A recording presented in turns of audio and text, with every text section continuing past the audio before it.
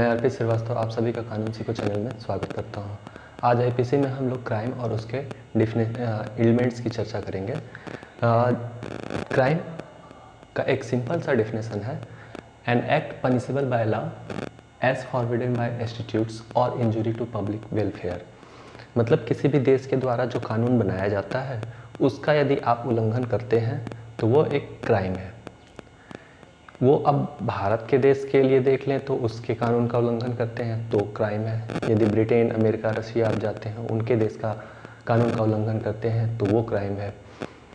लिए एक उदाहरण देख लेते हैं कि बाइगेमी इंडिया में क्राइम है, लेकिन वहीं आप साउथ अफ्रीका में चले जाते हैं तो बाइगेमी एक क्राइम नहीं है। वहाँ कबीली जातियों में कई शादियाँ होती हैं और उसको क्राइम के अंतर्गत नहीं रखा गया है, लेकिन इंडिया में दो विवाह, एक से ज़्यादा विवाह करते हैं तो क्राइम के अंतर्गत रखा गया है। अब क्राइम में एक हत्या करना अपराध माना जाता है, तो क्या डॉक्टर के द्वारा भी किसी पेशेंट का डेथ हो जाता है तो क्या वो क्राइम के अंतर्गत आएगा? तो वहाँ एक बड़ी चीज़ होती है इविल इंटेंशन। यदि आप क्राइम करते हैं और उसके पीछे एक इविल इंटेंशन नहीं है तो वो क्राइम नहीं माना जाता है। तो इविल इंटेंशन क्या है? उसको लैटिन वर्ड में हम मेंसरिया कहते हैं। मेंसरिया इंडिया में एप्लीकेबल है, लेकिन कहीं भी आईपीसी में डिफाइन नहीं किया गया है।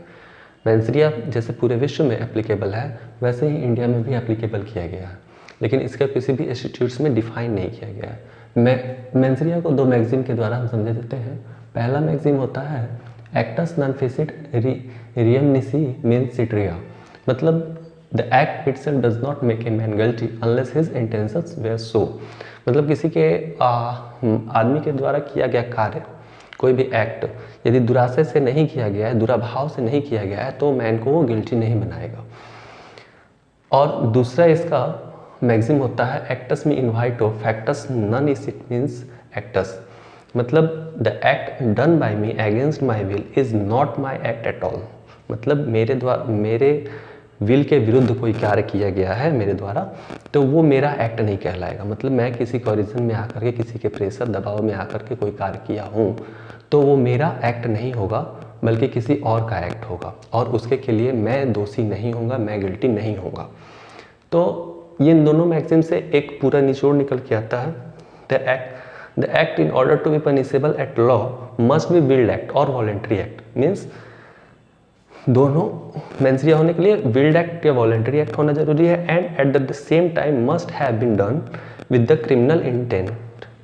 मतलब आपको विल्ड एक्ट या वॉलेंट्री एक्ट होना भी जरूरी है और क्रिमिनल इंटेंट भी होना जरूरी है। इसीलिए फ्लावर वर्सेस पैगलेट्स के केस में 1860 में कहा गया एक्ट और इंटेंशन जब दोनों मिलेंगे तो ही क्राइम होगा, वरना वो क्राइम नहीं होगा। तो एक्ट प्लस इंटेंशन ये दो चीज़ जब मिलते हैं तब वो क्राइम का श्रेणी लेता है। तब आप कह सकते हैं कि उसका दुराशय था ये कार्य करने का और वो क्राइम बनेगा। मेंसरिया की शुरुआत कहाँ से होती है? मेंसरिया की शुरुआत कहाँ से होती है? तो मेंसरिया की शुरुआत मोटिव से स्टार्ट होता है। मोटिव जो किसी चीज़ को देख करके आपके मन में उत्पन्न होता है। जैसे आपने किसी क्रिकेट प्लेयर को देखा, जैसे MS धोनी को देखा और आपके मन में इच्छा जागा कि मैं भी काश MS धोनी होता, तो वो जो आपके मन में एक जागृत होना कि आप MS धोनी के जैसे हों, काश मैं भी MS धोनी होता, ये मोटिव कहलाता है। और इस मोटिव के को सफल बनाने के लिए जो आपके मन में इच्छा शक्ति जागृत होती है, नहीं वो MS धोनी हो सकता है तो मैं भी हो सकता हूँ, मैं प्रयत्न करूँगा और MS धोनी बनूंगा, तो ये एक इच्छा शक्ति जो जागृत होगा वो विल कहलाएगा। जब मोटिव और विल आगे बढ़ता है तो मेंसरिया का रूप लेता है। वो कैसे? जब आपके मन में इच्छा शक्ति जागृत हुआ तो आप वैसा बनने का कोशिश करेंगे, वैसा बनने का कोशिश करेंगे तो एक आप प्लान डिज़ाइन करेंगे। प्लान डिज़ाइन जो होता है वो मेंसरिया कहलाता है। किसी भी एक निश्चित चीज़ को प्राप्त करने के लिए जो आप प्लान करते हैं, जो डिज़ाइन करते हैं, वो मेंसरिया होता है। तो मेंसरिया जब आप डिज़ाइन करेंगे तो उसके लिए आपको एक प्रिपरेशन भी करना होगा। प्रिपरेशन जो होगा, जैसे आप MS धोनी बनना चाह रहे हैं तो बैट, बॉल, नेट प्रैक्टिस, ये सब चीज़ें स्टार्ट करने के, तो ये जो सामग्री इकट्ठा करेंगे वो प्रिपरेशन कहलाता है।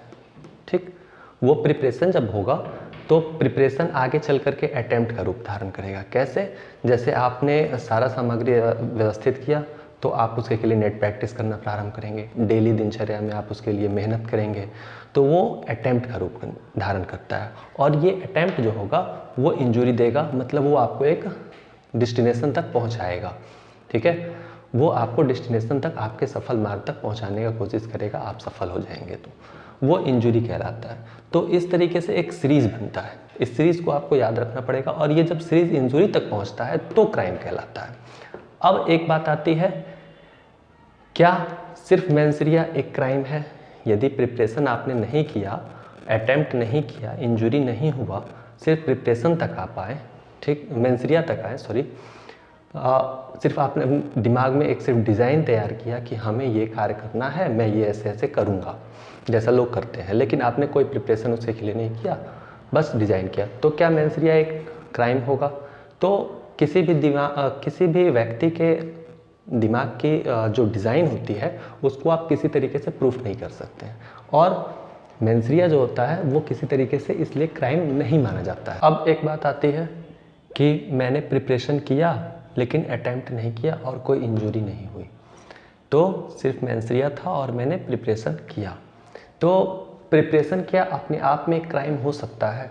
तो कुछ एक्सेप्शंस को छोड़ करके, आईपीसी के कुछ सेक्शंस और को छोड़ करके प्रिपरेशन अपने आप में एक क्राइम नहीं है।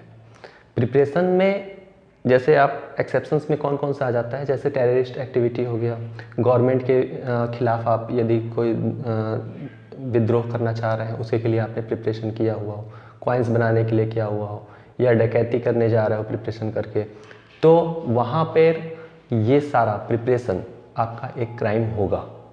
लेकिन अन्य मामलों में प्रिपरेशन के साथ साथ अटेम्प्ट होना आवश्यक होता है। अटेम्प्ट यदि नहीं हुआ है तो वो क्राइम नहीं कहलाएगा। अब यदि अटेम्प्ट किया और कोई इंजरी नहीं हुई तो क्या एक क्राइम होगा? अटेम्प्ट मैंने किया और कोई इंजरी नहीं हुई। अब जैसे समझ लेते हैं कि जैसे मैंने अपने किसी को मारने के लिए मैंने अपने पिस्टल में कारतूस ले करके भर करके और गया मारने के लिए, लेकिन जैसे ही मैंने पिस्टल निकाला मेरा हाथ कँपने लगा, मैं डर करके पीछे होकर के मुड़ गया। तो यहाँ पर मैंने अटेम्प्ट करने का भी कोशिश किया लेकिन किसी प्रकार का इंजरी नहीं हुआ। उस व्यक्ति के सामने हम खड़ा भी नहीं हो पाए, ठीक है, उसके मन में भय भी पैदा नहीं कर पाए कि हम आज तुमको मार देंगे। तो वहाँ पर क्या हुआ, इंजरी न फिजिकली मैंने उसको दिया न मेंटली दिया, ठीक है। तो वहाँ पर क्या होगा, अटेम्प्ट जो होगा, इंजरी नहीं दिया इसलिए अटेम्प्ट अपने आप में क्राइम नहीं कहलाएगा। तो अटेम्प्ट, प्रिपरेशन के बाद अटेम्प्ट और अटेम्प्ट के बाद इंजरी होना आवश्यक होता है। इंजरी किसी प्रकार का हो सकता है, बॉडीली भी हो सकता है, फिजिकल, मेंटल, ठीक है, रेपुटेशन का आपका इंजरी भी हो सकता है, या किसी प्रॉपर्टी का, यदि प्रॉपर्टी का भी इंजरी आप करते हैं, किसी के प्रॉपर्टी का इंजरी कर रहे हैं तो वो भी एक क्राइम होगा। तो इस सीरीज में इंजरी तक पहुंचना आवश्यक है क्राइम।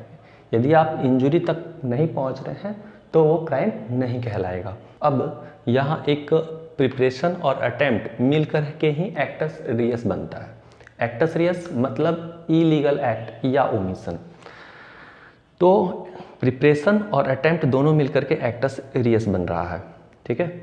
और एक्टस रियस को ही इलीगल एक्ट भी कहते हैं। इलीगल एक्ट यदि आप कोई कार्य कर रहे हैं तो वो एक्टस रियस होगा। मेंसरिया में एक बात ध्यान देने योग्य है कि इंटेंशन हमेशा इविल होना चाहिए, मतलब किसी का हानि पहुंचाने का इंटेंशन होना चाहिए, दुराशय का भाव होना चाहिए। यदि आप गुड विल के साथ, यदि गुड इंटेंशन के साथ यदि कोई कार्य करने जाते हैं, एक्ट करते हैं, तो वो मेंसरिया में नहीं आता है। मेंसरिया एक निगेटिव वर्ड है और वो क्या होगा कि इविल इंटेंशन होना आवश्यक होता है, मतलब किसी का हानि करने का कार्य, ठीक, तो वो मेंसरिया होगा। अब यहीं से निकल के आता है element of crime. Element of crime 4 होते हैं। एक पहला ह्यूमन बींग्स, दूसरा मेंसरिया, तीसरा एक्टस रियस जिसको इलीगल एक्ट या ओमिशन भी कहते हैं, और चौथा इंजुरी। तो क्राइम कोई भी मनुष्य के द्वारा किया जाता है तो पहला एलिमेंट इसका ह्यूमन बींग्स हो गया। यदि किसी पशु पक्षी या किसी अन्य जानवरों के द्वारा कोई अपराध किया जा रहा है या कोई क्राइम हो रहा है तो उसको क्राइम के श्रेणी में नहीं डालते हैं और उसके लिए कोई एक्ट भी नहीं है। वैसी स्थिति में बहुत होता है तो रेमेडी दिया जाता है कि किसी पशु के द्वारा आपका कोई हानि हो गया या क्षति हो गई तो उसके मास्टर के द्वारा आपको रेमेडी दिया जाएगा। दूसरा मेंस रे जो आपको मैंने समझा दिया। तीसरा एक्टस रियस, जिसको इलीगल एक्ट या ओमिशन भी कहते हैं। ध्यान देने वाली बात है, एक्ट और ओमिशन 2 वर्ड आता है इसमें, ठीक है, और यहीं से शुरुआत होती है एक्टस रियस की। तो एक्ट जो आप कार्य कर रहे हैं वो एक्ट हो गया। ओमिशन जो आपको करना था लेकिन आपने नहीं किया और इससे किसी का क्षति हो गया या कोई क्राइम हो गया तो वो ओमिशन भी आपको क्राइम में काउंट होता है। जैसे मेरा दायित्व था, जैसे डॉक्टर का दायित्व है पेशेंट को देखना। पेशेंट गया एकदम स्थिति जिसकी लास्ट स्टेज में है लेकिन डॉक्टर ने कोई एक्ट नहीं किया, वहाँ पर वो न्यूट्रल रह गया, उसने इलाज नहीं किया तो वो क्या होगा, उसका नेग्लिजेंस कहलाएगा। और वो अपने एक्ट को नहीं किया तो ओमिट कर गया उसका एक्ट, तो वहाँ पर क्या है, वो क्रिमिनल नेग्लिजेंस के अंतर्गत आ जाएंगे और डॉक्टर के ऊपर क्राइम के चार्जेस लगेंगे। चौथा था इंजुरी, जिसको सेक्शन 44 में डिफाइन किया गया है।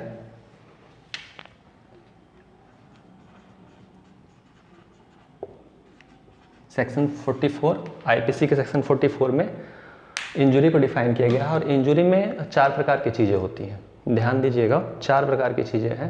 पहला फिजिकल इंजुरी, दूसरा मेंटल इंजुरी, तीसरा रेपुटेशन का इंजुरी और चौथा प्रॉपर्टी की इंजुरी। ये 4 प्रकार की इंजुरी किसी भी क्राइम के अंतर्गत आता है। तो इस तरीके से आप लोगों को पूरा क्राइम और उसके एलिमेंट के विषय में मैंने सेक्शन समझाया, सारी चीज़ें समझाई हैं। आप लोगों को यदि ये लेक्चर पसंद आया होगा तो आप हमारे चैनल को ज़रूर लाइक, सब्सक्राइब और कमेंट्स कीजिए। धन्यवाद।